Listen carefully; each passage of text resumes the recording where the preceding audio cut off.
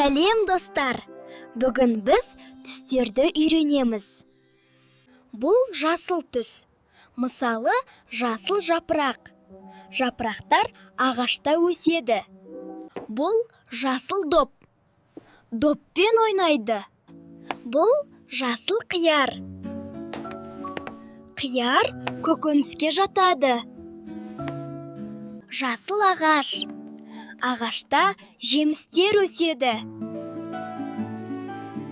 Бұл көк түс. Мысалы, көк аспан. Артымнан қайтала балақай. Көк теңіз. Теңізде көптеген балықтар мекендейді. Көк шар. Шармен мейрамдарда бөлмені, ауланы безендіреміз. Бұл ақ түс.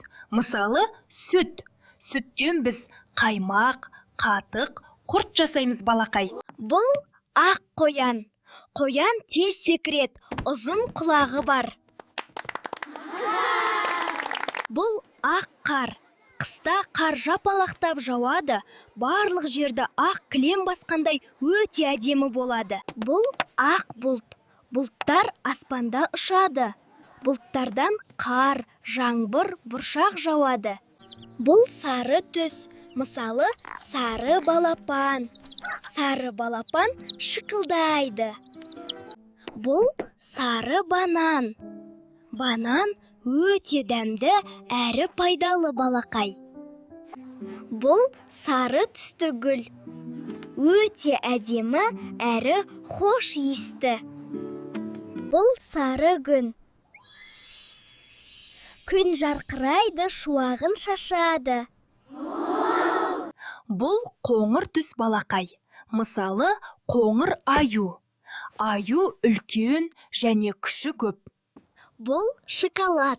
Шоколад сондай тәтті. Шоколадтан әртүрлі тәттілер жасайды. Бұл қоңыр орындық. Орындық отыруға арналған. Бұл қара түс. Артымнан қайтала қара. Мысалы, қара сөмке балақай. Бұл қара мысық. Мысық үй жануары. Ол мияулайды. Бұл қара көлік.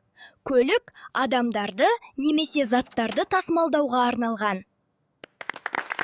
Ал бұл балалар қара аяқ киім. Аяқ киім түрлері өте көп. Биік өкше, жалпақ өкше, спорттық түрі тағы да басқа.